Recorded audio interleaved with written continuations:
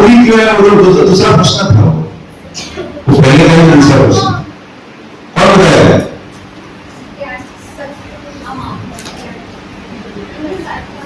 ज्ञान कैसे कौन कौन की तरह से प्राप्त करते हैं, और वो सब चीजें बताई थी ना उसके अंदर। कौन से बताइए ज्ञान प्राप्त करने के? प्रत्यक्ष प्रमाण, अनुमान प्रमाण और शब्द प्रमाण या शास्त्र प्रमाण। और 3 प्रकार के ताप है, अधिदैविक, अधिभौतिक और आध्यात्मिक क्लेश। और लास्ट क्लास में क्या देखा था? पुनर्जन्म, आत्मा का विज्ञान। बेसिकली आत्मा तो एक बहुत बड़ा विषय है, साथ साथ में परमात्मा भगवान भी बहुत बड़ा विषय है। उसको आज थोड़ा सा हम शास्त्र के आधार पे पहले देख चुके हैं कि कैसे समझना चाहिए, तो हमको पता चला कि शास्त्र के आधार से समझना चाहिए। तो आज जो हम देखेंगे वो पूरा शास्त्र के आधार पे और थोड़ा लॉजिक के हिसाब से भी समझने का प्रयास करेंगे। तो हम देखते हैं, तो युद्ध चल रहा है। कौन सा युद्ध चल रहा है? ईरान, इजराइल और अमेरिका के बीच। तो उसके काफी कारणों के बीच एक कारण ये भी है कि धर्म, काफी कारण है ना, तेल भी है, सत्ता भी है, लेकिन एक कारण ये भी है कि उनका क्यों नहीं बनता है, क्योंकि उनका धर्म कुछ हद से अलग है। तो प्रश्न होता है कि यदि एक ईश्वर है तो धर्म अनेक क्यों है?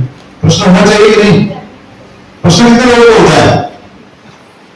एक ही ईश्वर है, एक ही धर्म होना चाहिए ना, लेकिन अलग अलग धर्मों के उसको समझने का प्रयास करेंगे। तो हम अवलोकन करते हैं, जैसे यहाँ पे कहीं पे भी कला देखेंगे तो वो पता चलता है कि कलाकार रहेगा जिसने कला का प्रदर्शन किया। So whenever you find some art, good art, there must be some artist. दूसरा देखते हैं, whenever you see some proper arrangement, तो someone must be there who has organized. तो व्यवस्था है तो व्यवस्था का होना आवश्यक है, अपने आप नहीं आ सकता। वैसे ही कहीं पे कुछ सर्जन होता है तो सर्जनहार या क्रिएटर होना आवश्यक है। कहीं पे कोई रचना है तो उसको बनाने वाला रचयिता होना आवश्यक है। तो ABCD, artist, beautiful designer, organiser, creator और डिजाइनर। और शक्ति है कहीं पे भी तो शक्तिमान होना अति आवश्यक है। अभी मेरे एक बड़े प्रसिद्ध ब्रदर हैं कनाडा में, उनकी बेटी जो मेरी भतीजी है वो भी कुछ 16 साल की है। तो उसने मुझे एक व्हाट्सएप में प्रश्न पूछा, तो वो मैं आपको जरा पढ़ता हूं।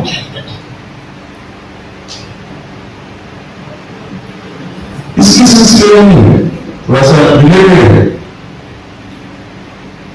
तो उसने प्रश्न पूछा,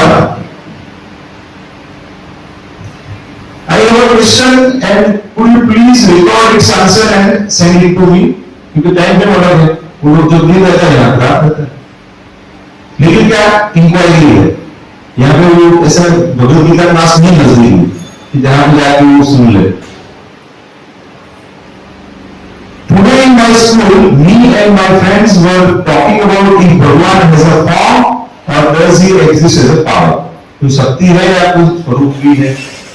मित्रों अच्छी बात है, ऐसी बातें भी करते हैं बच्चे, नहीं तो कुछ अलग ही बातें होती है बच्चों की। तो 16 साल की उम्र में अलग ही बातें करते हैं, क्या मेकअप करना है, कहाँ घूमने जाना है, कहाँ पे खाना खाना है, तो भगवान के बारे में बात कर रहे हैं। तो वो अपने विचार बता रहे हैं। एंड आई थिंक भगवान does not have a form. उसको ऐसा लग रहा है कि भगवान का कोई स्वरूप नहीं है और वो कोई शक्ति है। मैं हिंदी में बता रहा हूँ, उसका जो अनुवाद करके बता रहा हूँ। जो प्रकट स्वरूप है, जो मानव सभ्यता में हम देखते हैं, जो सर्वोपरि भगवान है, वो पावर ही है, तो शरीर नहीं है। उसको ऐसा लग रहा है ये उम्र में। इसीलिए अलग अलग प्रकार की मूर्ति पूजा करते हैं, क्योंकि हम अपना स्वरूप, भगवान का जो स्वरूप नहीं है लेकिन हमारा स्वरूप है, इसलिए हम भगवान को एक स्वरूप दे दिया है, ऐसा उसको लग रहा है। That's why I think भगवान power takes a human form, इसीलिए उनको स्वरूप नहीं है, लेकिन वो एक स्वरूप ग्रहण करते हैं। तो बताते हैं कि और हमारी तरह जीते हैं आराम से आराम से आराम से।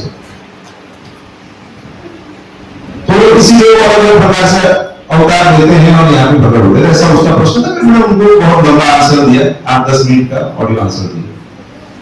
तो ऐसा ही कुछ हमारे मन में भी कई बार चलता है कि भगवान का पहले कोई स्वरूप नहीं था, यहाँ पे आ गए स्वरूप हो गया, ये वो। मैं भी उसका आंसर अभी तुरंत नहीं बताने वाला, पूरा प्रेजेंटेशन हम देखेंगे तो आपको धीरे धीरे समझ में आएगा। तो ऐसे कुछ प्रश्न सबके मन में रहेंगे या कुछ धारणाएं बना के बैठे रहेंगे कि ऐसा ही है, ऐसा कैसे हो सकता है। और फ्रॉम एस लॉ मेकर कुछ नियम है तो नियम बनाने वाला होना चाहिए। तो यहाँ पे आंसर तो है, ऐसे कोई शक्ति है तो शक्तिमान होना आवश्यक है। तो ऐसे आगे हम देखेंगे भगवान भगवद्गीता में बताते हैं 7वें अध्याय के 7वें श्लोक में, मता पदरं नान्यत् किंचित् अस्ति धनंजय मयि सर्वमिदं प्रोक्तं सूत्रे मणिगणा इव। तो कहते हैं धनंजय, मुझसे श्रेष्ठ कोई सत्य नहीं है। जिस प्रकार मोती धागे में गूंथे रहते, इसी प्रकार सब कुछ मुझ पर ही आश्रित है। अभी जैसे हम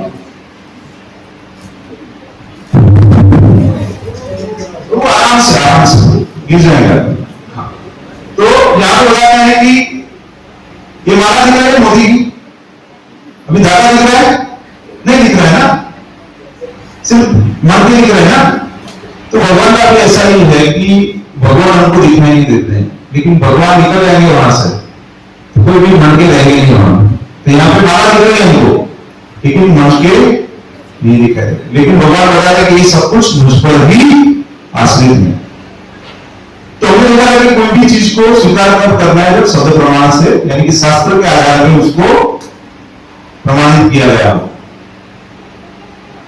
तो कुछ स्लाइड्स कॉम्प्लेक्स है, लेकिन मैं आपके वो है उसको स्किप, जो मुझे लगेगा कि मेरे लिए कॉम्प्लेक्स है, मैं आपको ठीक है। तो बहुत सरल विधि है जो मैंने अपनी भतीजी को बताया, वो सबसे पहला है कि गुरु के पास जाना चाहिए। सबसे सरल क्या है, ड्राइविंग सीखना है तो क्या करना है, जिसको ड्राइविंग आता है उसके पास आते हैं। अभी खाना पकाना सीखना है तो किचन में मम्मी के पास जाएंगे, चाची मौसी के पास जाएंगे, जो बड़े बुजुर्ग के पास जाएंगे, जिनको आता है वो सिखाएंगे ना कि बेलन पकड़ना है कैसे, ऐसे पकड़ना है कैसे पकड़ना है, दोनों तरीके से पकड़ सकते। ठीक है, तो बताते हैं कि तो चौथे अध्याय में बता दें कि ये परंपरा से ज्ञान प्राप्त होता है। तो भगवान से शुरू हुई परंपरा जो है, 4 परंपराएं हैं।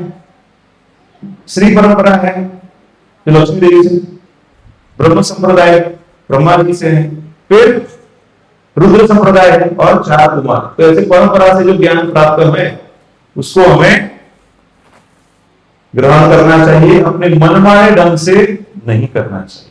ठीक है, तो यहां पे अर्जुन क्या कर रहे हैं, भगवान से स्वयं डायरेक्ट ज्ञान प्राप्त कर रहे हैं, और जो Bhagavad Gita as it is है, यथारूप है, उसके अंदर हमें वही ज्ञान प्राप्त है।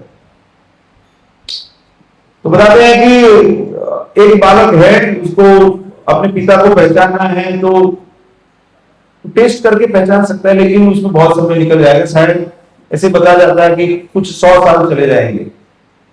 ठीक है, तो बताते हैं कि 800 साल ज्यादा लग जाएंगे उसको सब पूरी पृथ्वी के पोटेंशियल उसके पिता जो हो सकते हैं उनको चेक करने। लेकिन सबसे सरल तरीका क्या है, माता जी को पूछ लो पिताजी कौन है, उनको पता है। कई बार क्या है, जब बच्चा छोटा है उसके पिता को नहीं देखता है, पिता कुछ दूसरे कंट्री में रहते हैं या पिता नहीं है या बच्चे ने देखा नहीं है, तो उसको पूछ सकते हैं माता को पिताजी कहां पे, माता को पता है ना पिताजी कहां, सही कि नहीं। तो वैसे ही वेदों को पता है, क्योंकि वेदों को माता बताया है। तो भगवान कौन है, परमपिता है, तो इसलिए वेद हमें भगवान के बारे में सही ज्ञान प्रदान कर सकते हैं। इसीलिए मन माने ढंग से पिता को नहीं चयन कर सकते हैं, वैसे ही मन माने ढंग से किसी को भी भगवान नहीं बोल सकते हैं। शास्त्र प्रमाण होना अति आवश्यक है। ऐसे बताया गया है कि गुरु, साधु और शास्त्र, वो तीनों में, हरे कृष्णा, आप जरा इधर ध्यान रखिए। तो क्या बताते हैं? गुरु, साधु और शास्त्र। तो जो गुरु बता रहे हैं वही अन्य साधु भी बताने चाहिए और शास्त्र में भी वही होना चाहिए। ऐसा नहीं होना चाहिए कि गुरु अपने हिसाब से कुछ अलग बता रहे हैं।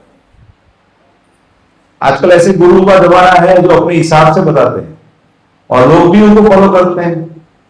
वो गुजरात में कहा है, लोभीनु धन दुतारा ले जाए। तो उसका मतलब क्या है? आपका जो मानसिकता रहेगा वैसे ही गुरु प्राप्त करेंगे। आपकी सत्यनिष्ठा रहेगी, आपकी सही इंक्वायरी रहेगी, आप चौकस रहेंगे तो आप सही ज्ञान प्राप्त कर पाएंगे। नहीं तो आजकल मार्केट में, यूट्यूब में तो काफी ज्ञान मिल रहा है, सही है कि नहीं? ऐसे क्लिक करो, कुछ आ जाएगा। सब लोग बोल रहे हैं मैं कल के अवतार हूं, या अभी 1 साल में आने वाला है, 100 साल में आने वाला है, सही है नहीं? लेकिन सही ज्ञान कहां से प्राप्त होता है? शास्त्रों से होता है। तो ये बहुत बेसिक चीज है, इसको समझना है। तो बताते हैं, तेन ब्रह्म हृदय आदि कवये, श्रीमद् भागवत में सबसे प्रथम स्कंद का प्रथम अध्याय का प्रथम श्लोक, वहां पे बताते हैं सृष्टि के प्रथम सृजित जीव कौन है? ब्रह्मा जी। उनके हृदय में भगवान ने वैदिक ज्ञान प्रकाशित किया। उनको सबसे पहले 2 ही शब्द सुनाई दे, तप और कुछ नहीं। तो तप किया उन्होंने बहुत, तपस्या के बाद भगवान ने उनको ज्ञान दिया। तो ये जो पूरा ज्ञान है, सबसे पहले जो जीव है भौतिक जगत में, वो है कौन? ब्रह्मा जी। तो ब्रह्मा जी को वही ज्ञान प्राप्त हुआ और बताते हैं कि वही वैदिक ज्ञान शुरुआत से गुरु शिष्य परंपरा से उतरता है। There are 2 types of gaining knowledge. 2 विधि है। एक विधि है आरोह, धीरे धीरे करके ज्ञान प्राप्त करना। दूसरा है अवरोह, मतलब किसी को प्राप्त है वो किसी को नीचे वाले को देता है, फिर नीचे देता है। समझ रहे हैं? 2 विधि है। तो जैसे जो कुछ लोग रहते हैं वो कौन सी विधि को करते हैं? आरोह, अपने हिसाब से ढूंढना चालू करते हैं। ये 100 साल कम पड़ जाएंगे। जैसे पता है ना कि बच्चे को अपनी पिता को ढूंढना है तो 800 साल तो जिंदा नहीं रहेगा, और जिसका टेस्टिंग कर रहे हैं वो भी जिंदा नहीं रहेंगे। तो कलयुग के लिए वो पॉसिबल नहीं है, वो विधि धीरे धीरे धीरे करके। इसलिए हम अवरोह, ऊपर से जो ज्ञान है, जो बताया हुआ है परंपरा से, वही ज्ञान को हम स्वीकार करते हैं। और जो भगवान को रियलाइज कर चुके हैं वही पद्धति को हम फॉलो करेंगे तो हम भी वही, जैसे कोई गणित का कोई सम कैलकुलेट करना है तो आपको शिक्षक बताते ना ये मेथड से करो, तो मेथड से करते हैं तो क्या होता है? आंसर मिल जाता है। फिर दूसरा उसके जैसा ही सम आएगा तो उसको करके भी हम कर सकते हैं। तो वैसे ही उन्होंने जैसे भगवान को प्राप्त कर लिया, समझ लिया, वैसे ही हम भी समझ पाएंगे। तो वही परंपरा में जो हमारे गुरु जी प्रभुपाद जी, ऑलरेडी हम बता चुके हैं, प्रभुपाद जी हैं वो ब्रह्म मध्व गौड़ीय परंपरा में आते हैं और उन्होंने वही ज्ञान जो ब्रह्मा जी ने नारद जी को दिया, फिर अन्य गुरुओं उनको प्राप्त हुआ, वही प्रभुपाद जी को प्राप्त हुआ और वही ज्ञान भगवत गीता भागवतम में डिटेल में उन्होंने हमको तात्पर्य में समझाया है। तो बताते हैं कि 5000 साल पहले भगवान के साहित्यिक अवतार कौन हो गए? व्यासदेव जी। तो इसको क्या बोलते हैं? व्यासासन बोलते हैं, क्योंकि यहां से जो भी कोई बोल रहा है वो उनके प्रतिनिधि के रूप में काम करता है। उन्होंने जो ज्ञान दिया है उसको अन्य लोगों को देने का प्रयास किया। तो उन्होंने क्यों किया? कलयुग के जो लोग हैं वो क्या मंद बुद्धि है, मेमोरी अच्छा नहीं है, तो इसलिए क्या किया? लिखित फॉर्म में दे दिया। पहले क्या लोग करते थे? सुन के याद रखते थे। अभी क्या है? सुन के, देख के, लिख के भूल जाते, सही कि नहीं? और हम बोलते हैं कि हम योग करेंगे। इतना सरल नहीं है, इतना सरल। उसके लिए बहुत यम, नियम, आसन, प्राणायाम, प्रत्याहार, धारणा, ध्यान, समाधि, वो कठिन मार्ग है। वो कलयुग के जीवों के लिए नहीं है। ऐसा नहीं कि नहीं कर सकते, बहुत विरल व्यक्ति कर सकते हैं। वो मतलब बोले कि वो बताया नहीं गया कि ये करो आप, अभी के अंदर क्या करना है वो देखेंगे आगे। तो वेदों का संकलन किया उन्होंने और फिर श्रुति स्मृति से अलग अलग सब दिया उन्होंने। अलग अलग ऋग्वेद, यजुर्वेद, सामवेद, अथर्ववेद, उपवेद, वेदांत सब कुछ दिया उन्होंने। स्मृति में भी अलग अलग दिया उन्होंने, अलग अलग शास्त्र गुणों के हिसाब से, सात्विक, राजसिक, तामसिक के हिसाब से भी प्रदान किया। तो हमें प्रश्न हो सकता है कि ईश्वर एक है, ये तो मानते हैं सब लोग कि भगवान तो एक ही हो सकते हैं ना, तो धर्म अनेक क्यों है? ताओइज्म है, हिंदुइज्म है, जुडाइज्म है, एथिज्म है, इस्लाम है, क्रिश्चियनिटी है, सिखिज्म है, काफी और अन्य भी रहेंगे, हमको पता भी नहीं रहेगा।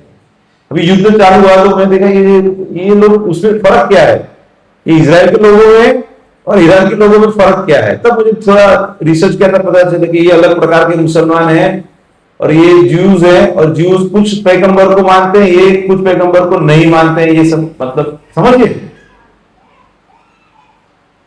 ईश्वर एक है वो दोनों मानते हैं, समझ रहे हैं? ईश्वर एक है वो दोनों मानते हैं, वो उनका बेसिक प्रिंसिपल है। ऐसा नहीं है कि दोनों अलग अलग प्रिंसिपल, वो दोनों मानते हैं ईश्वर एक है, लेकिन ईश्वर का ज्ञान जिसने दिया है उसको वो नहीं मानते, एक को एक मानते हैं। ठीक है, इससे वो अलग है और इसलिए झगड़ा हो रहा है। मुख्य एक कारण वो है, जो वॉर काफी समय से चले उसमें से एक कारण वो है, अन्य कारण भी है। पावर तो रहता ही है ना, पावर के लिए भी वॉर होता है ना, तेल के लिए भी वॉर होता है, काफी कारण होते हैं।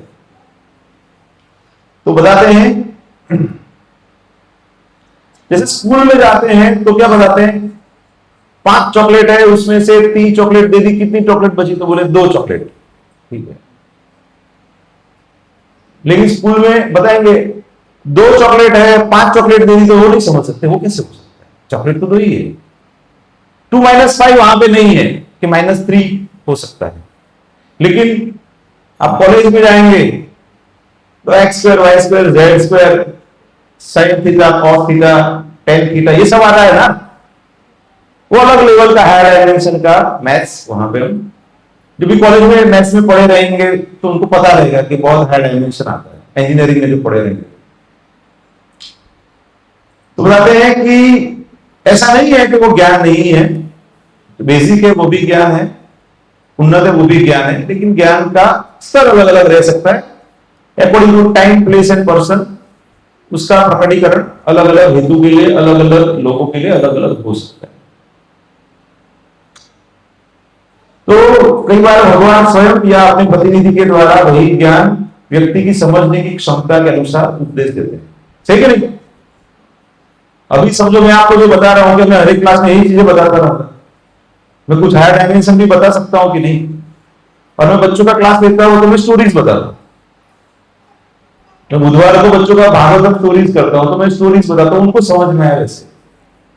तो बताते हैं कि देश, काल और पात्र के हिसाब से ही भगवान ने वह ज्ञान दिया है। कुरान में कहा गया है कि अपनी माता, पुत्री, बहनों, अपने पिता की बहनों, अपनी माता की बहनों और अपने भाई की पुत्रियों या अपनी बहन की पुत्रियों से विवाह नहीं करना चाहिए। मतलब कुछ उन्होंने अनुशासन दिया हुआ है कि इतना आपको तो ध्यान रखना है, हर एक जगह पे कायदा रहता है ना। ठीक है, ईसाई में भी बताया है कि हत्या नहीं करनी चाहिए, दाउ शाल्ट नॉट किल। उसका मतलब उन्होंने ऐसा निकाला है मनुष्य की हत्या नहीं करनी चाहिए, सो भी कर सकते हैं। 10 कमांडमेंट है ना, 10 कमांडमेंट्स है क्रिश्चियनिटी में, उसमें से ऐसे एक कमांडमेंट है कि दाउ शाल्ट नॉट किल।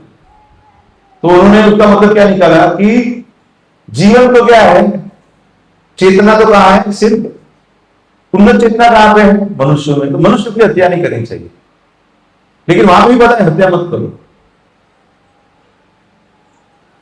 लेकिन अगर आप भागवत में जाएंगे तो पहले स्कंद में ही आ जाता है, पहले अध्याय में ही आ जाता है, सभी जीवों के कल्याण के लिए वेदों का सार बताइए जिससे उनका हृदय पूर्ण संतुष्ट हो जाए। तो ये जैसे स्कूल कॉलेज का फर्क है वैसा ही है, ज्ञान सभी जगह पे है ना, ज्ञान गलत नहीं है, जो भी ज्ञान बताया सही है, लेकिन वो टाइम, प्लेस और पर्सन के हिसाब से। ईसा मसीह अपने शिष्यों को बता रहे हैं कि मैं तुम लोगों को और बताना चाहता हूं, पर तुम उसको ग्रहण कर नहीं सको। रेफरेंस बताया जॉन 16 जेम 12 में। तो उसका मतलब क्या है कि उस समय पे उनके जो शिष्य थे वो प्रिमिटिव शिष्य थे, तो ईसा मसीह का उत्तर उनको नहीं समझ में आया, तो वो उतना पूर्ण ज्ञान उनको नहीं दे पाए। भगवान के पुत्र बोलते हैं ना उनको, जीसस क्राइस्ट को क्या बोलते हैं, वो भगवान के पुत्र। तो उनको भगवान ने सब ज्ञान दिया हुआ है, लेकिन उन्होंने कितना ज्ञान दिया, जितना वो बचा सकते थे। उनको तो क्रूसीफाई कर दिया, उनको रिस्पेक्ट नहीं दिया गया। आप समझिए, जीसस क्राइस्ट को लोगों ने क्या किया, ज्ञान दे रहे थे उनको क्रूसीफाई कर दिया। तो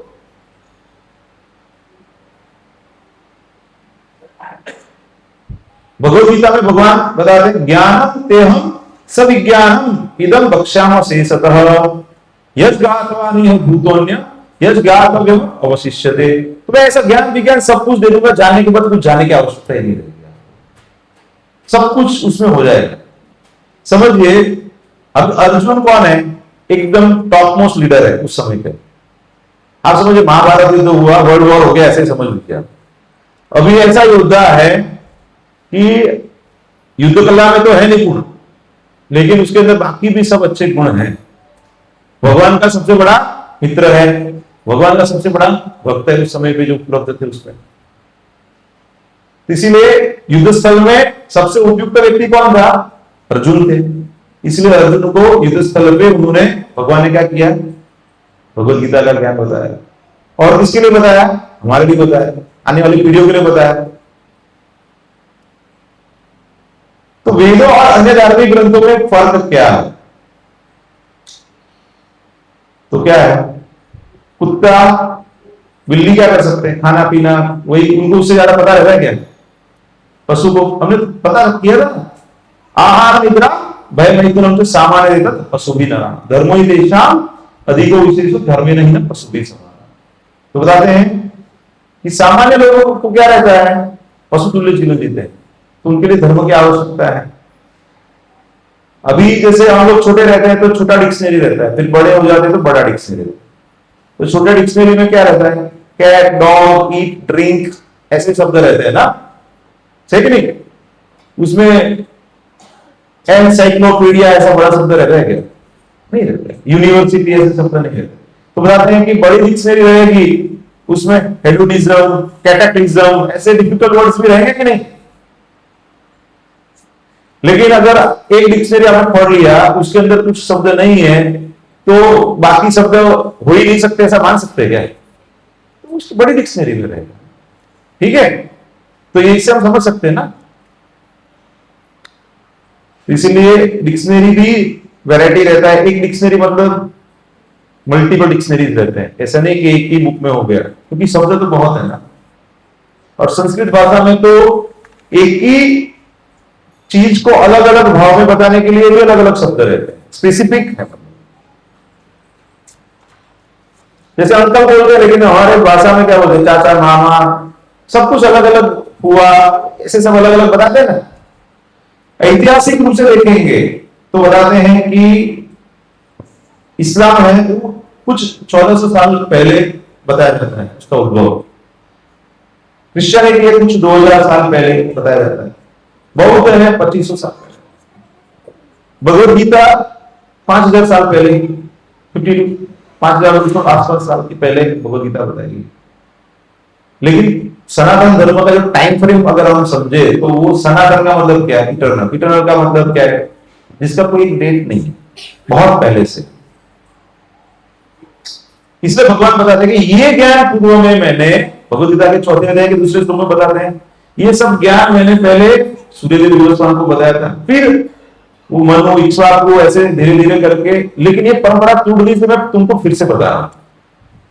तो यही ज्ञान मैं फिर से बताऊं, उसका मतलब क्या होगा, जब सूर्यदेव को बताया था, मतलब शुरुआत में बताया था, तो जो सूर्यदेव की लाइफ पकड़ लो आप, उतना समय से वो ज्ञान मिनिमम उसके पहले से ही है, लेकिन हमारे समझने के लिए मैं बता रहा हूं कि उतना तो पुराना है। ठीक है, तो ये बोलते ना, गर्व से बोलो हम सनातनी है, लेकिन अगर सनातन क्या है वही पता नहीं रहेगा तो गर्व से क्या बोलेंगे आप।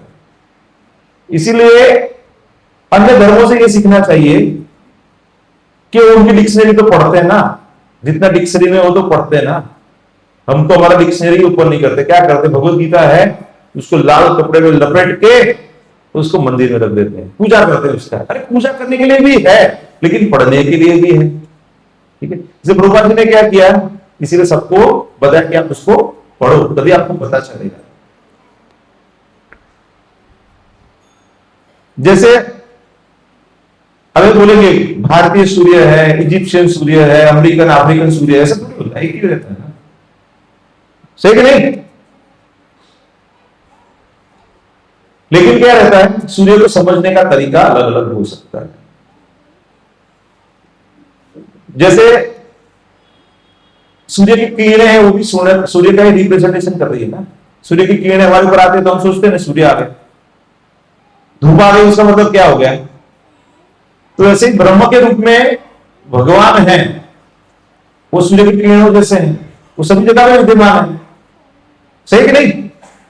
कण कण में भगवान बोलते हैं ना, तो कण कण में भगवान का मतलब क्या हो गया कि ब्रह्म के रूप में भगवान सभी जगह पे हैं। तो बताते हैं, दूसरा बताते हैं, पहला ये है, पहला दूर से देखेंगे तो सिर्फ लाइट दिखता है, इसमें कुछ गोला नहीं दिख रहा है। अभी इसमें थोड़ा गोला भी दिख रहा है ना, सतह दिख रही है आपको, बहुत समझिए एकदम बहुत 12-1 बजे का सूर्य रहेगा तो हम देख नहीं सकते ना, सिर्फ लाइट दिखती है, सूर्य को हम नहीं देख सकते।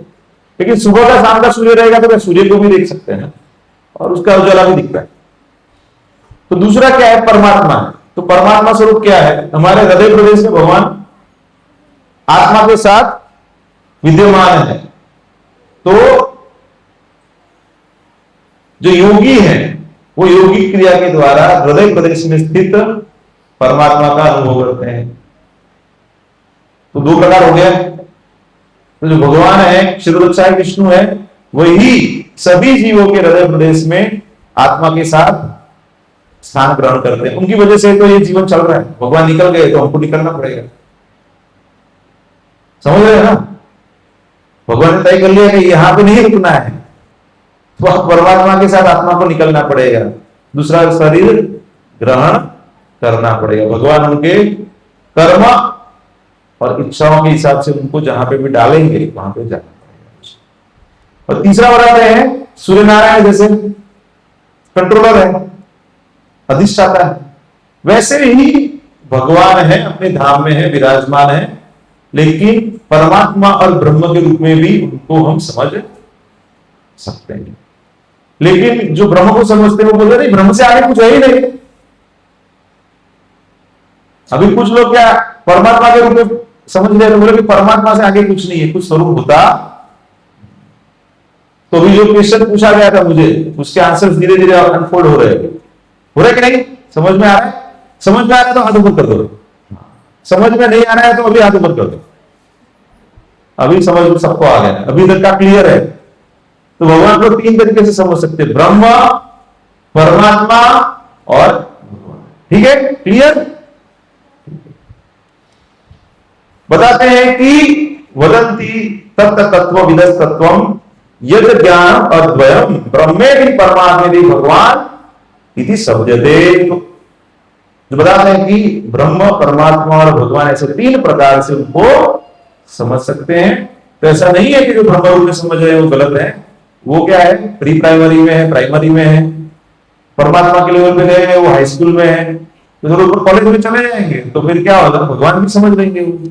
ऐसा नहीं है कि वो भी गलत जगह पे है, उनको भी और आगे बढ़ना आवश्यक है। तो बताते परम सत्य का ज्ञाता परम सत्य का अनुभव ज्ञान की 3 अवस्थाओं में करता है, और ये सब अवस्थाएं एक रूप है, एक दूसरे से अभिन्न है।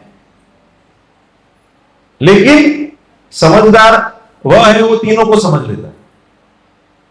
तो ये ब्रह्म, परमात्मा तथा भगवान के रूप में व्यक्त की जाती है। इसलिए शास्त्र में कई बार भगवान को ब्रह्म, पर ब्रह्म के रूप में भी लिखा गया है, भगवान को आत्मा के रूप में भी लिखा गया है। आत्मा शब्द का मन के लिए भी प्रयोग होता है। तो कंटेक्स्ट क्या है वो समझना पड़ेगा, और इसीलिए गुरु की आवश्यकता होती है। गुरु हमें सही कंटेक्स्ट में सही चीजों को समझा सकते, क्योंकि उनके पास बुद्धि है। इसीलिए वो हमको जो गुरु परंपरा से ज्ञान प्राप्त हुआ है वो हमको सही रूप में प्रदान कर सकते हैं। तो बताते हैं कि ब्रह्म संहिता में ये बहुत इंपॉर्टेंट श्लोक है, ये श्लोक सबको आना चाहिए। मेरे पीछे दोहराएंगे। ईश्वर परमः कृष्ण सच्चिदानंद विग्रह, ईश्वर परमः कृष्ण सच्चिदानंद विग्रह, अनादिरादिर गोविंद सर्व कारण कारणम, अनादिरादिर गोविंद सर्व कारण कारणम। दोहराना चाहेंगे? हाँ बोलिए।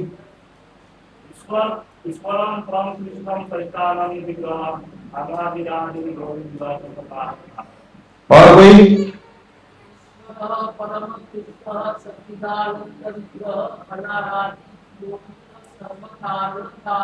तो यहाँ पे मतलब क्या है, आप बोलना चाहेंगे? आप बोलिए।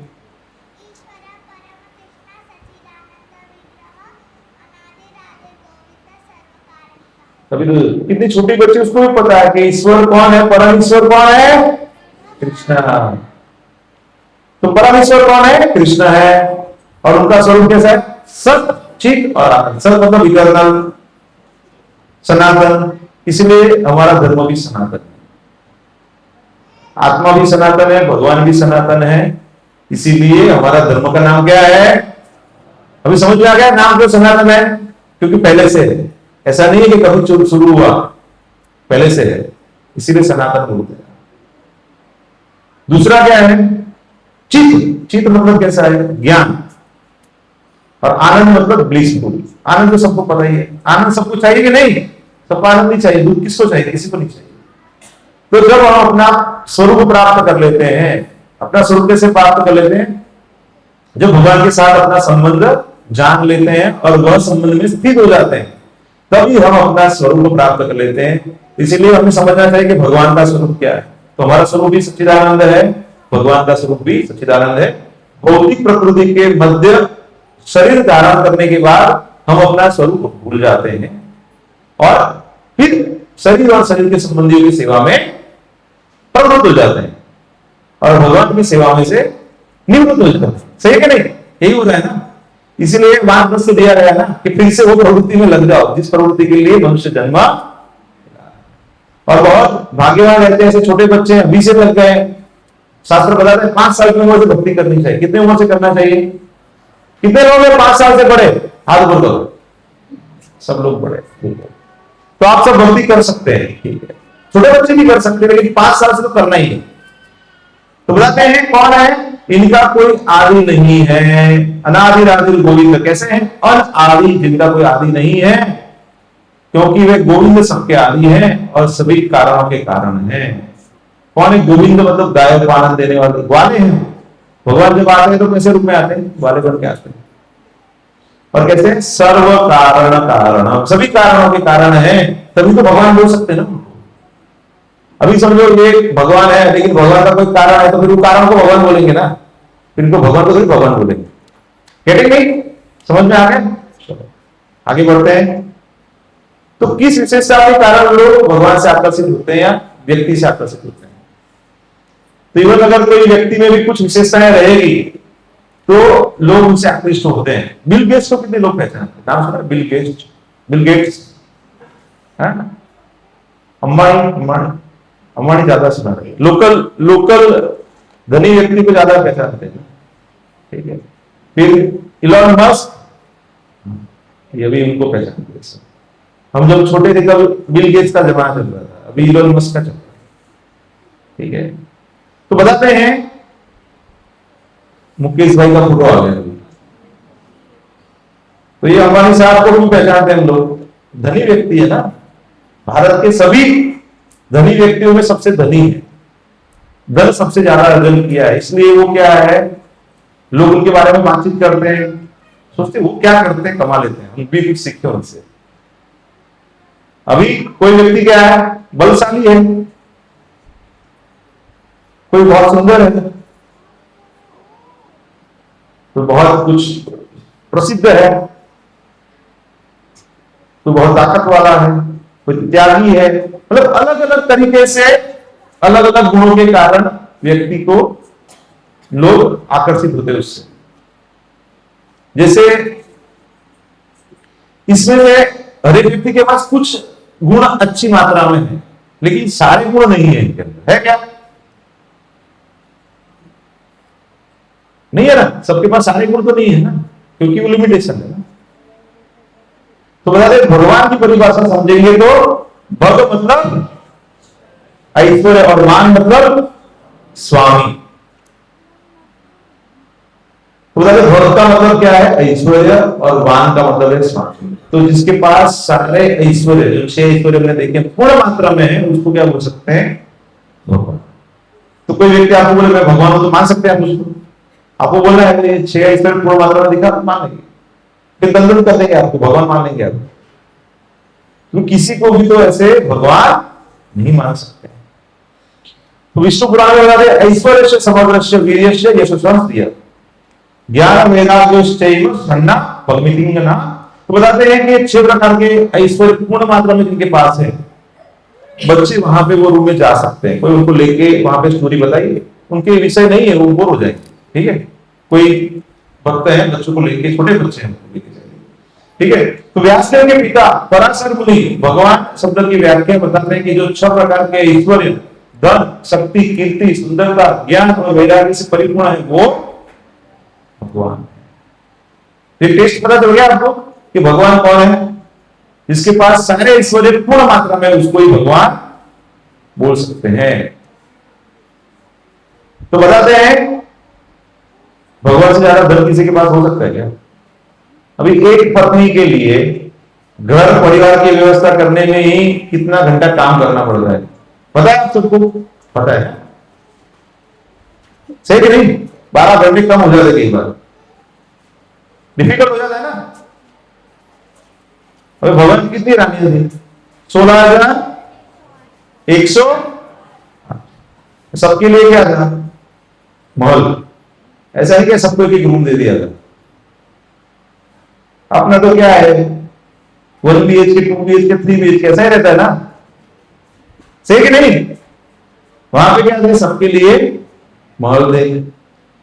और भगवान जब द्वारिका में रहते थे, तो जब सभा से निकलते थे, मतलब सभा बर्खास्त हो गई, घर पे जा रहे हैं, तो 16,108 एक्सपांशन होते थे उनके।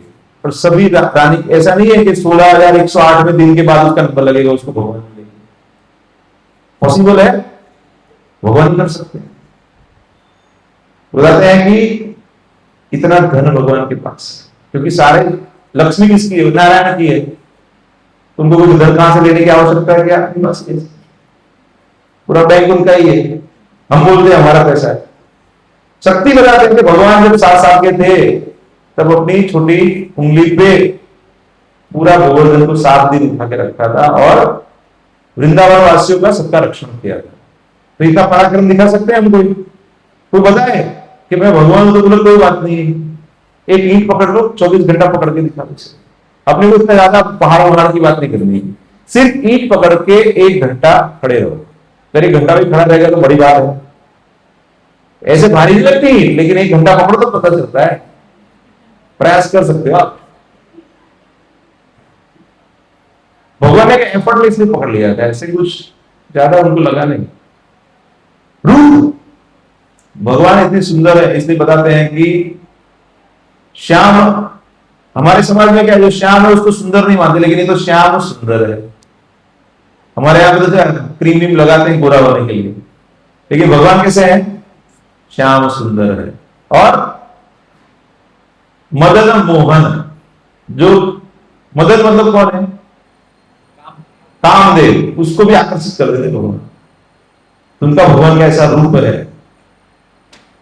और राधा रानी कौन है? मदन मोहन मोहिनी। तो बताते हैं वो भगवान को भी आकृष्ट करते हैं, इसलिए बताते हैं कि भगवान को भक्त आकर्षित करते हैं भक्ति के द्वारा।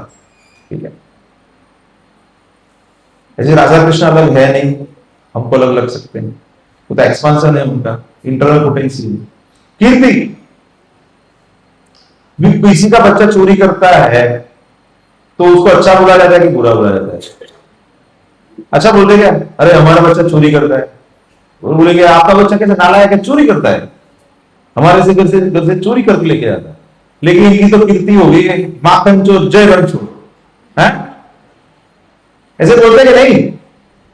तो भगवान लीला करते हैं और उसकी कीर्ति हो जाती है, और बताते हैं कि उनके जो लीलाएं हैं वो भक्त सुनते थकते नहीं, बार बार सुनते रहते हैं, और अनंत लीलाएं हैं भगवान, कितनी कीर्ति है भगवान की। बताते हैं ज्ञान, तो भगवान क्या है, उदाहरण भी प्रस्तुत किया, संदीपनी मुनि से पूरा ज्ञान औपचारिक रूप से उन्होंने प्राप्त किया, कुछ दिनों में ही सारी विद्याएं सीख ली। और वही ज्ञान जो सूर्यदेव को दिया था वही ज्ञान अर्जुन को भी देते हैं। भगवान बताते हैं वह ज्ञान जो भगवद गीता में है वो पूरे शास्त्रों का एकदम बोलते कंडेंस फॉर्म है। सर्वोपनिषदो गावो दुग्धा गोपालनंदन पार्थो वस्तु सुधीर भुक्ता दुग्धम गीता अमृतम। तो सारे उपनिषदों का जो सार है, जो ज्ञान है, वो भगवान ने अर्जुन को माध्यम बना के, बछड़ा बना के, उपनिषदों को गाय के रूप में रख के धो के हमें दे दिया है। इसीलिए भगवद गीता में ज्ञान जो है वो सर्वश्रेष्ठ ज्ञान है। बाकी सब ज्ञान है वो भी आवश्यक है, लेकिन बेसिक जो शुरुआती ज्ञान है वो भगवान ने कंडेंस फॉर्म में भगवद गीता में दे दिया। उसके बाद भागवतम और अन्य ग्रंथ भी है। वैराग्य, अभी आप में से किसी को मैं बोलूंगा कि आपके बच्चे को ड्राइवर का ड्यूटी करवाओ, कितने करवाएंगे? तो रेडी होंगे? नहीं बनाएंगे। अरे ड्राइवर तो नहीं बनाते, इंजीनियर बनाएंगे, डॉक्टर बनाएंगे, हाँ ऐसे सोचते हैं ना। कोई माता पिता को बोल रहे ड्राइवर बनाएंगे तो बोले नहीं बनाएंगे। भगवान खुद ड्राइवर बन गए अर्जुन के। अभी युद्ध चल रहा है तो क्या होता है, इतना कोलाहल चल रहा है, आवाज चल रहा है, तो लेफ्ट घूमना है तो लेफ्ट पैर से धक्का मारते हैं, राइट है तो राइट से धक्का मारते, मतलब लात मारते तो पता नहीं, ऐसे ऐसे करके ड्राइविंग कर रहे हैं भगवान। आप समझिए, ड्राइविंग का ड्यूटी कोई बहुत बड़ा ड्यूटी है क्या? इतना बड़ा ड्यूटी ऐसे बताते हैं? कोई आपको बताते हैं हमारा बेटा ड्राइवर बन गया? नहीं करते हैं। लेकिन भगवान खुद बताया कि नहीं, मैं मेरे भक्त के लिए तो कुछ भी काम कर सकता हूं। तो ये वैराग्य है। वैराग्य का मतलब क्या है? अपना जो कुछ है उसको साइड में रखो, भक्त की सेवा में लग जाओ। तो हमारे लिए वैराग्य क्या है? हमारा जो भी जो ईगो है उसको साइड में रखो, भगवान की सेवा में लग जाओ। जैसे बड़े बड़े भक्त हो गए, भगवान की सेवा में आए, नरसिंह मेहता है, तुकाराम महाराज है, काफी भक्त हो गए, आख्यान देख सकते हैं उनके, तो उनके भगवान दास हो गए। तो भगवान बता रहे हैं कि मैं उनके लिए सब कुछ छोड़ के वहां पे सेवा करने आ जाऊंगा। तो ये जो सारे 6 गुण हैं ये सब भगवान में है। कुछ श्लोक देखेंगे, अहम सर्वस्य प्रभो मत्तम सर्वम प्रवर्तते। फिर बताते हैं, अर्जुन बताते हैं, परम ब्रह्म परम धामम पवित्रम परमम भगवान पुरुषम शाश्वतम दिव्यम आदि देव अजम विभुम। परम ब्रह्म परम धाम पवित्र पुरुष सब कुछ आप ही है। जब अर्जुन को ज्ञान थोड़ा मिल जाता है 10वें अध्याय बताते हैं आप शाश्वत पुरुष हैं, आप आदि दिव्य देव हैं, सब कुछ आप ही हैं। तो वैसे अलग अलग श्लोकों में और अलग अलग जगह पे भगवान की महिमा बताई गई है। लेकिन फिर कई बार होता है कि अवतार क्या है भाई, तो विष्णु का अवतार क्या है? तो ये बहुत कॉमन प्रश्न आता है कि कृष्ण तो विष्णु का अवतार है ना। कितने लोग हाथ ऊपर कीजिए, कृष्ण कौन है? विष्णु का अवतार है ना। हाँ ठीक है। अच्छा, कृष्ण अवतारी है या अवतार है? अवतारी मानते हो, हाथ ऊपर कीजिए। अच्छा, कुछ लोग हैं पहले से सुन चुके हैं ना, उनको पता है। अच्छा ठीक है, तो हम समझेंगे, उसको भी हम समझेंगे। शास्त्र से समझना है, शब्द प्रमाण से समझना है। कैसे समझना है? शब्द प्रमाण से। अमिताभ बच्चन को कौन नहीं पहचानता है? ठीक है, ये सब उन्होंने अलग अलग रोल्स किए हुए हैं अलग अलग मूवीज में, सही है कि नहीं? लेकिन एक ही व्यक्ति है ना, व्यक्ति कौन है? अमिताभ बच्चन ही है ना। कहीं पे उनका नाम अलग रहेगा, कहीं पे अलग रहेगा, कहीं पे विजय नाम रहेगा, कहीं पे कुछ और नाम रहेगा, कहीं पे डॉन हो जाएगी वो, ऐसा ऐसा अलग अलग रहेगा उनका। लेकिन वो कौन है? अमिताभ बच्चन है। वो आपको पहचानते हैं? तो बताते हैं कि जैसे भगवान है, थोड़ा सरल बना के समझाने का प्रयास कर रहा हूं, सरल है नहीं, लेकिन मुझे जितना समझ में आया है उतना मैं आपको समझाऊंगा, ठीक है? तो सबसे पहले भगवान डेफिनेशन पता है ना, ईश्वर परम कृष्ण सच्चिदानंद विग्रह। तो ईसा परम ईश्वर कौन है? कृष्ण है। तो सबसे पहले भगवान अवतारी कौन है? कृष्ण है। उनका सबसे पहला एक्सपांशन कौन हो जाते हैं? बलराम जी हो जाते हैं। उसके बाद चतुर्व्यूह आता है, वो आध्यात्मिक जगत की बात है। फिर भौतिक जगत में फिर वो विष्णु के रूप में, महाविष्णु के बाद फिर वो अलग अलग कामोदशाई विष्णु, गरुड़शाही विष्णु, क्षुद्रशाही विष्णु। क्षुद्रशाही विष्णु है परमात्मा के रूप में हमारे हृदय में, वैसे अलग अलग रूप से आते हैं। लेकिन भगवान समय समय पर अलग अलग रूप लेके भी आते हैं। जैसे बताते हैं ना, मत्स्य अवतार, वराह अवतार, कच्छप अवतार, फिर नरसिंह अवतार, ऐसे अलग अलग वामन अवतार है, फिर राम अवतार है, ये अपने परशुराम अवतार है, कृष्ण अवतार है, कल्कि अवतार है, बुद्ध अवतार है। तो अलग अलग ऐसे अवतार हैं। ऐसे कुछ अवतार के बारे में हमने सुना हुआ। तो हमको क्या लगता है कि कृष्ण तो 8 नंबर पे आए ना, तो विष्णु का 8वां अवतार हो गए, ऐसा लगता है ना, क्योंकि हमने सीरियल से ज्ञान प्राप्त किया, हमने तो शब्द का प्रमाण प्राप्त नहीं किया है ना, शास्त्र नहीं पढ़े है ना। तो यहां पे बताते जो नारद जी है वो भी भगवान का अवतार है, क्योंकि अलग अलग एस्पेक्ट से भगवान कई बार शक्ति प्रदान करते हैं तो वो भी भगवान के अवतार है, कुछ ऐश्वर्य प्रदान कर देते हैं वो भी अवतार है, कई बार भगवान स्वयं भी आते हैं।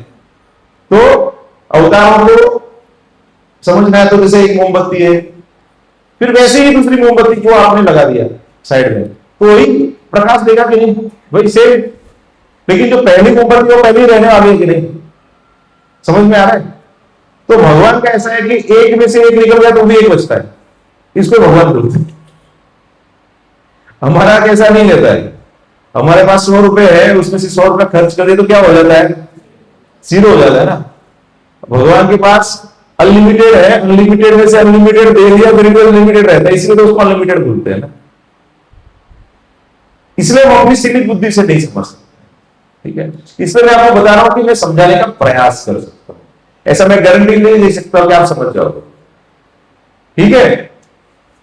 इसीलिए कुछ चीजों को हमें पहले स्वीकार करना पड़ता है, शास्त्र प्रमाण को, फिर धीरे धीरे जैसे जैसे हम साधना भक्ति करेंगे तो वो चीजों को हम अनुभव कर पाएंगे। समझ में आ रहा है आपको?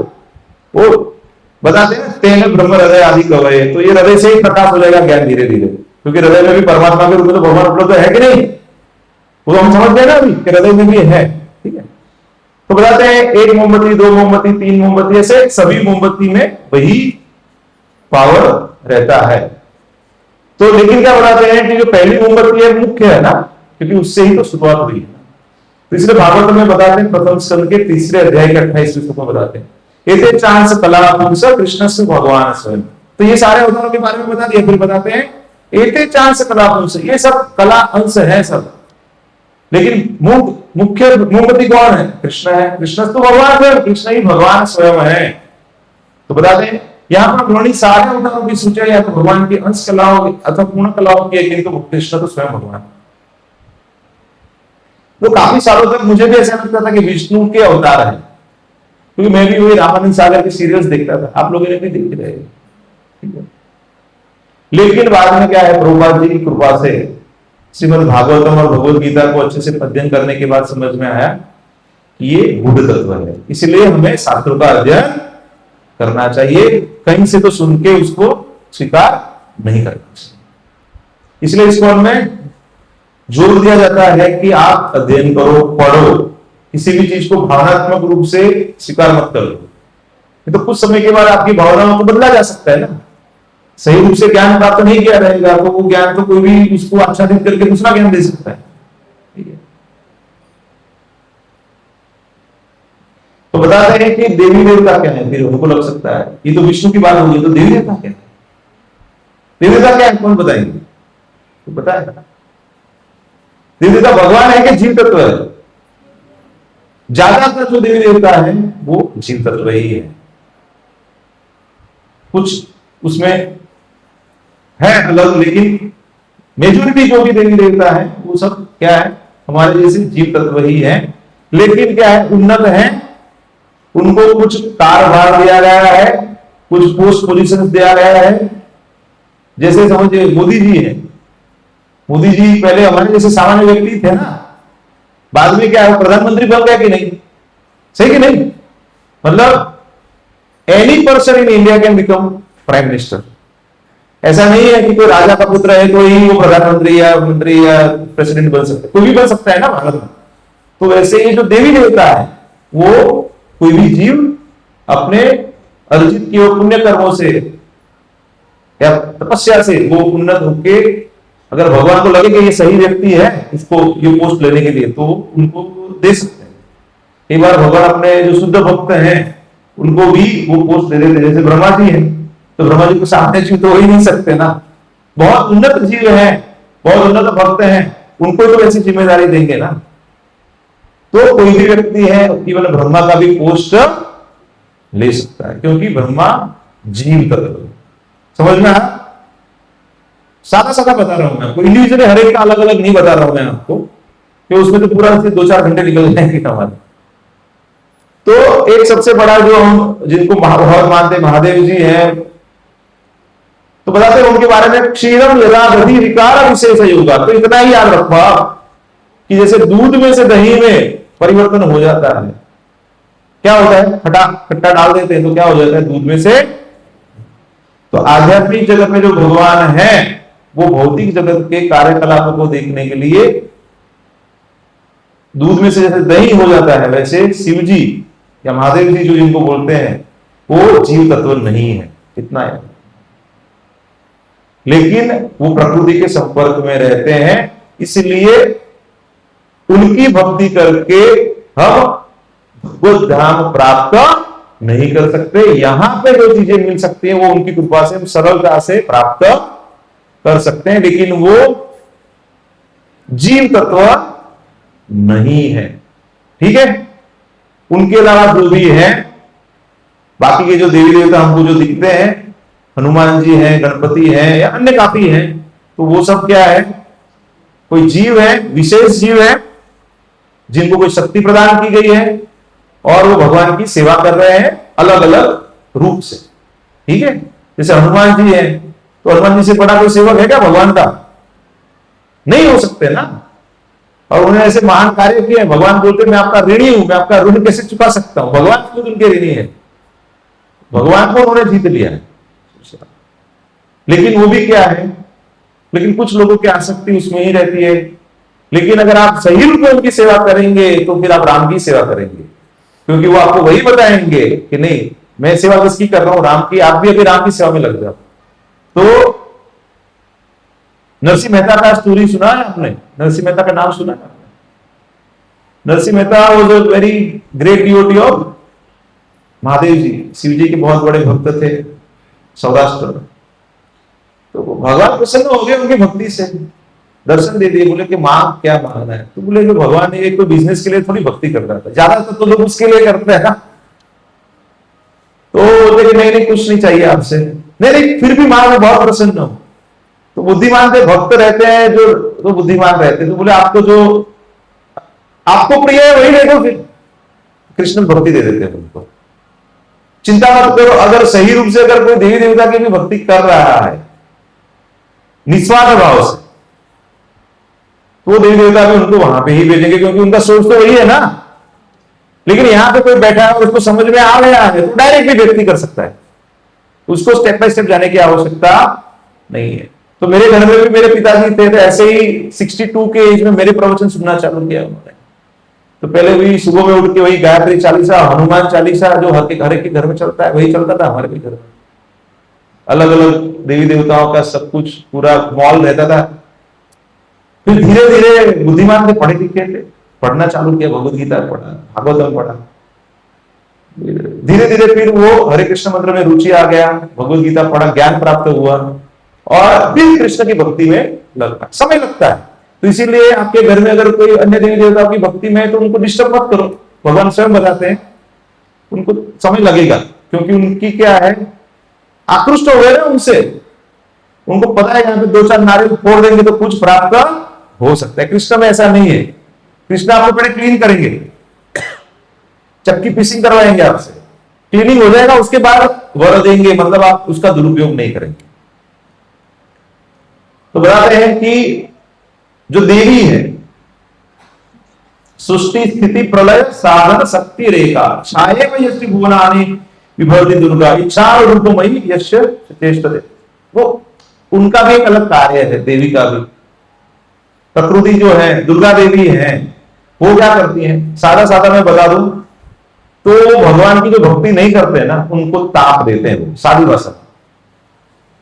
अगर आपको त्रास मिल रहा है उसका मतलब है कि अभी आप कृष्ण की भक्ति में सही रूप से लगे नहीं हो, इसलिए त्रास का अनुभव करें। जैसे ही जीव भगवान की भक्ति में अच्छे से लग जाता है ना, वो त्रास देना बंद कर देती, क्योंकि उसका काम हो गया ना। उसका काम क्या है, देवी का काम क्या है कि जीवों को जो भगवान की भक्ति में नहीं लगे हुए हैं उनको ताप देना, जिससे उनको समझ में आए कि ये जगह रहने के लिए नहीं है। जैसे ही बंदा समझ गया कि ये जगह रहने की नहीं है, तो भक्ति करने के लिए मनुष्य देह प्राप्त हुआ है, जैसे ही कृष्ण की भक्ति में लग गया तुरंत ही उसके तीव्र ताप बंद हो जाते हैं। ये आप अनुभव कर सकते हैं। जितना समय आप भक्तिमय कार्य में लगते हैं, आप त्रिविध तापों का अनुभव नहीं करते। कितने लोगों का ऐसा अनुभव है? अनुभव है कि नहीं? सही कि नहीं? क्लियर? बोलते हैं ना, हाथ कंगन को आरसी क्या, पढ़े लिखे को पारसी क्या। तो आप सब बुद्धिमान है, तो आप समझ सकते हैं, अनुभव से समझ सकते हैं ना कि जब आप भक्ति में लगते हैं, बिजनेस से बाहर निकल जाते हैं, देवी देवताओं में बिजनेस होता है, 11 नारियल फोड़ी 11 लाख भगवान लॉटरी लगाएगा। सही कि नहीं? करते हैं ना लोग ऐसे। बताते हैं ब्रह्मा जी भी लीला है, ब्रह्म विमोहन लीला आती है, जहां पे ब्रह्मा जी, भगवान ऐसी स्थिति में ब्रह्मा जी को रखते हैं कि ब्रह्मा जी भगवान को भूल जाते कि भगवान, आप समझिए, ऐसे ब्रह्मा जी तो बहुत उन्नत जीव है, भगवान तो हमारे परंपरा में सबसे, ब्रह्मा जी तो सबसे पहले ब्रह्म मध्व गौड़ीय परंपरा। लेकिन जब भगवान ऐसी लीला करना चाहते हैं तो बताते हैं कि मैं सर्वोपरि हूं। समझ गए आप? तो ब्रह्मा जी फिर आके फिर प्रणाम करते कि भगवान मैं आपको भूल गया। ठीक है, तो वो सभी क्या है, गोविंदम आदि पुरुषम तम हम भजामि। ये ब्रह्म संहिता से ब्रह्मा जी बताते हैं कि मैं ही वही है जिनको मैं प्रणाम करता हूं। सूर्य है, वो क्या है, भगवान की आज्ञा से घूमते हैं। ऐसा नहीं कि अपने मनमाने तरीके से करते हैं, सूर्य अपने हिसाब से करते हैं। लेकिन जब भगवान को लगा कि किसको मारना था, दुर्योधन का जो बने हुई था ना, क्या नाम था उसका, जयद्रथ, तो भगवान ने सूर्य को बोला थोड़ा समय आप प्रकाश देना टेम्पररी बंद कर दो, आच्छादित हो जाओ आप। फिर उनको आदेश दिया कि अभी अब चलो आ गया है, अभी आप आ जाओ। तो भगवान के हाथ में, हमारे हाथ में, सूर्यदेव अपने हिसाब से नहीं चलते हैं, भगवान के आदेश से, भगवान के सिस्टम से चलते हैं। गणपति जी भी हैं जो विघ्न दूर करते हैं, तो वहां पावर कहां से आता है? भगवान से ही आता है। तो बताते हैं कि जो विष्णु तत्व है उसके जो अवतार हैं, राम, बलराम, मत्स्य, ऐसे अलग अलग अवतार हम देखते हैं। शंभु तत्व है, जो 11 रुद्र जो बोलते हैं अलग अलग, वो है। और शक्ति तत्व है, तो शक्ति तत्व में अंतरंग शक्ति है, बहिरंग शक्ति है और तटस्थ शक्ति। अंतरंग शक्ति योग माया जो राधा रानी है, बहिरंग शक्ति जो दुर्गा देवी है, प्रकृति दुर्गा देवी जो है, पदार्थ उसको कंट्रोल करते हैं। तटस्थ शक्ति जीव शक्ति है, जैसे हम तट पे हैं, पानी में भी जा सकते, भूमि में भी रह सकते। सही कि नहीं? कई बार हम पानी में चले जाते हैं, कई बार भूमि में रहते हैं। अगर पानी में ज्यादा चले जाए तो डूब जाते हैं ना, तो ये भौतिक जगत में भी ऐसा ही, ज्यादा उसमें चले जाए तो डूब जाएंगे। इसीलिए हमें अंतरंग शक्ति जो है उनके संरक्षण में रहना चाहिए। तो देवताओं के कार्य क्या है, देवताओं की उपासना और भगवान कृष्ण की भक्ति में क्या अंतर है, देवताओं के प्रति कैसा भाव रखना चाहिए, ये प्रश्न हो सकते हैं। तो देवताओं के कार्य यही है कि जैसे ये अपना सरकार के अंदर अलग अलग मंत्री रहते हैं, अलग अलग व्यवस्था ऑफिसर्स चलाते हैं, वैसे ही वो अलग अलग डिपार्टमेंट्स को देखते हैं, अलग अलग देवताओं को अलग अलग कार्य दिया है। जैसे इंद्र को है वर्षा के देवता बताया गया है, तो वो क्या पूरा कंट्रोल करते हैं, उससे तो पूरा जगत चलता है ना, मुख्य देव है ना। बारिश नहीं रहेगा तो क्या होगा, हम लोग जीवित नहीं रह सकते, सूर्य नहीं रहेगा तो हम जीवित नहीं रह सकते। इंपॉर्टेंट प्रश्न है ये सारे। तो देवी देवताओं की उपासना में और भगवान की भक्ति में क्या अंतर, मैं आपको थोड़ा बता चुका हूं कि वो टेम्पररी फल देते हैं और आपको फिर लोभ हो जाता है, आप फिर से उनके सेवा में लगते हैं क्योंकि आपको आदत हो जाती है। लेकिन भगवान कैसा है, भगवान आपको शुद्ध करते हैं और फिर आपके लिए जो अच्छा है वही प्रदान करते हैं, नहीं कि जो आपको नुकसान कर सके। और बच्चे जिद करते बाहर का कुछ खाना है, माता देते है क्या, नहीं घर पे देंगे, रोता है फिर भी वो घर पे लेके जाते हैं, घर पे पकाते फिर देते हैं ना। बच्चा रोने देते हैं तो रोने देते हैं ना थोड़ा, 1 घंटा, भले रोज 1 घंटा लगेगा खाना बनाने। बाहर का रेडीमेड मिलता है पानी पूरी, देते हैं क्या, नहीं देते ना।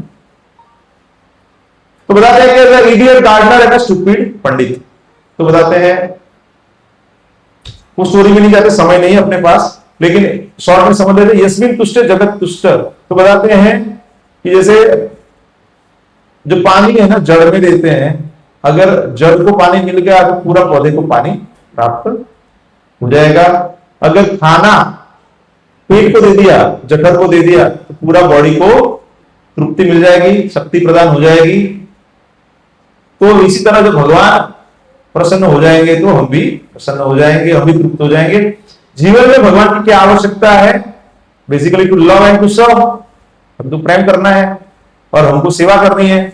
ये तो भावना का आदान प्रदान है ना। तो बताते हैं कि आप देखेंगे ये व्यक्ति बहुत प्रसन्न दिख रहा है ना, उसकी पत्नी है, उसका बच्चा है, उसके साथ वो घूमने निकला है, उसके हाथ में कुछ खाने पीने की चीजें भी हैं, लेकिन वही व्यक्ति अकेला रहेगा तो खुश होगा क्या, सोचता रहेगा अरे मेरी पत्नी कहां पे रहेगी, बच्चा क्या करता होगा। कुछ लोग रहते हैं ना दूर रहते हैं परिवार से, तो खाते पीते सब, लेकिन इतना प्रसन्न नहीं रहते क्योंकि शेयरिंग केयरिंग नहीं होता है ना वहां पे। इसलिए क्या परिवार की आवश्यकता रहती है जहां पे वो प्रेम प्रदर्शन कर सकते, आदान प्रदान कर सकते हैं। किसी के साथ तो संबंध बनाना पड़ेगा। आप देखेंगे तो फॉरेन में क्या कुछ लोग नहीं रहते घर में, तो कुत्ते बिल्ली पाल लेते हैं, संबंध बनाते हैं, उनकी सेवा करते हैं ना। या फिर बड़े स्तर पे क्या जनता की सेवा करते हैं, बड़े बड़े मंत्री रहते हैं, प्रधानमंत्री रहते हैं, वो बता देना मैं आपका प्रधान सेवक हूं, मैं आपकी सेवा करना चाहता हूं। मतलब वो भावना है सभी के अंदर। So no living being is exempt from the rendering service to other living beings. तो हम वो सेवा के भाव से तो अपने आप को मुक्त नहीं कर सकते। जीवन स्वरूप है कृष्ण नित्यदास, तो हमारा स्वरूप ही है भगवान का सेवा करना।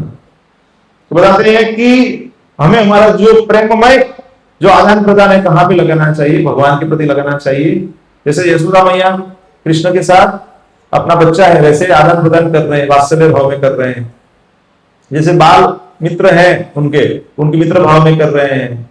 गोपियां हैं वो उनके साथ माधुर्य रस में हैं, कुछ सेवा करते हैं, उनके मित्र हैं वो सेव्य भाव में, सेवक के भाव में है। कुछ लोग शांत भाव में है, जैसे तोता है या हिरण है या वृक्ष है। तो कोई ना कोई भाव से 5 भाव है, अलग अलग रस है, उससे भगवान के साथ जुड़ सकते हैं। शांत रस, दास्य रस, साख्य रस, वात्सल्य रस और माधुर्य रस, ऐसे कोई ना कोई रस में भगवान के साथ जुड़ सकते हैं। So we are like the lost son of a millionaire father. एक बच्चा खो गया है तो कैसा हो जाएगा, खाना पीना कपड़ा कोई व्यवस्था नहीं होगा ना उसका, ऐसा लगेगा कैसा है बच्चा। लेकिन उसको जैसे पिताजी मिल गए तो सब व्यवस्था हो जाएगा कि नहीं।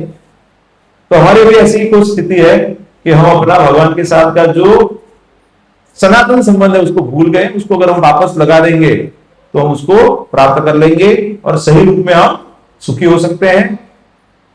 तो बताते हैं सेवन को ही जीवारो, तो सेवा से ही सब कुछ सही होगा। और सेवा कैसे होती है, जीवा से होती है। जीवा के 2 कार्य होते हैं, कौन सा है, सबसे पहला है बोलना, दूसरा है प्रसाद ग्रहण करना। 2 कार्य करते हैं ना जीवा से। तो और जब हम अपनी जीवा का प्रयोग भगवान के गुणगान में करेंगे, भगवान का मंत्रगान में करेंगे, तो हमारी जीवा का शुद्धिकरण हो जाएगा। बहुत सालों पहले मुझे पता चल गया कि मैं बोले बिना नहीं रह सकता, तो बोलना तो पड़ेगा। मेरे लिए डिफिकल्ट है वहां पे बैठना 2 घंटा, तो बोला अच्छा है तो कृष्ण के बारे में बोलो। तो अभी मेरे जैसे है कोई जिनको बोले बिना चलता नहीं है, तो क्या करो, आप कृष्ण के बारे में पढ़ लो और कृष्ण के बारे में बताओ, वही शुद्धिकरण हो जाएगा, आपका जीवा का शुद्धिकरण हो जाएगा। दूसरा, प्रसाद तो दिन में 2-3 बार लेना ही पड़ता है, बिना खाए तो चल रहा है क्या? अभी युद्ध चल रहा है तो पेट्रोल के बिना नहीं चलेगा, वो पेट्रोल अलग है, लेकिन खाना पीना तो हर रोज चलेगा, पेट्रोल के बिना तो एकदम चला लेंगे। लॉकडाउन में चला के नहीं सबका बिना पेट्रोल के भी, बोले कि ये युद्ध का उपाय क्या है, तो बोले लॉकडाउन, शांत हो जाओ, ठीक है। तो बताते हैं सेवन के ही जीवाणु, तो बताते हैं मनस्त्राय मंत्र, लास्ट टाइम भी मैंने बताया कि मन को कंट्रोल करना है, गलत जगह से निकालना है, डिलीवर करना है, तो क्या करना है, मंत्र जाप करना है, हरे कृष्णा कृष्ण कृष्ण हरे हरे, हरे राम राम राम हरे हरे, इति षोडशक नाम कलिकल्मषनाशनम नातः परतरूपाय सर्ववेदेषु दृश्यते। तो कलिसंदर बताते हैं कि ये 16 नाम का जो मंत्र है उसको कलियुग के जीवों के लिए दिया हुआ है। कई लोगों को लगता है कि ये मंत्र कहां से नया आ गया, तो ऑलरेडी दिया गया है, ये कोई नया मंत्र नहीं है। तो बताते हैं कि इस तरह हमें भगवान को समझने का प्रयास करना चाहिए। भगवान को भगवान की कृपा के बिना हम नहीं समझ पाएंगे। समझ रहे हैं मैं क्या बताने का प्रयास कर रहा हूं? तो आप थियोरेटिकली नहीं समझ पाएंगे, अनुभव में है। जो व्यक्ति आगे बढ़ता है वो कण कण में, अपने हृदय में और भगवान, तीनों स्तर पे भगवान को समझ और अनुभव भी सकता है, कर सकता है। ठीक है, तो नेक्स्ट टाइम हम देखेंगे प्रकृति, काल और कर्म। तो आज के जो लेक्चर के संबंध में किसी को कोई प्रश्न है तो एक आध प्रश्न ले सकते हैं। तो प्रश्न है क्लियर सब कुछ? ईश्वर परम सच्चिदानंद अनादिरादिन सर्व कारण, बस इतना प्रभुपाद जी के साथ में कोई विद्वान ऐसे चर्चा कर रहे थे। तो प्रभुपाद जी ने बोला कि who is God, how can we understand God? तो बोला इट्स वेरी डिफिकल्ट टॉपिक, ऐसे बता रहे। तो बच्ची तो छोटी थी 5 साल की, उसको प्रभुपाद जी बुलाते हैं हु इज गॉड, तो कृष्ण इज गॉड, सिंपल। तो आप अगर सोर्स से ज्ञान प्राप्त किया है तो आपको आंसर पता है, अगर सही सोर्स से मार्ग से पता नहीं है तो आप पूरा जिंदगी जीने के बाद भी वही बोलेंगे कि बहुत डिफिकल्ट है, क्योंकि आपको सोर्स गलत मिला है। ठीक है, तो व्हाट्सएप यूनिवर्सिटी, यूट्यूब यूनिवर्सिटी से ज्ञान प्राप्त करना बंद करें, प्रभुपाद यूनिवर्सिटी से ज्ञान प्राप्त कीजिए, भगवद गीता से, भागवतम से ज्ञान प्राप्त कीजिए। हरे कृष्ण। सबके लिए प्रसाद है। प्रभु कुछ अनाउंसमेंट?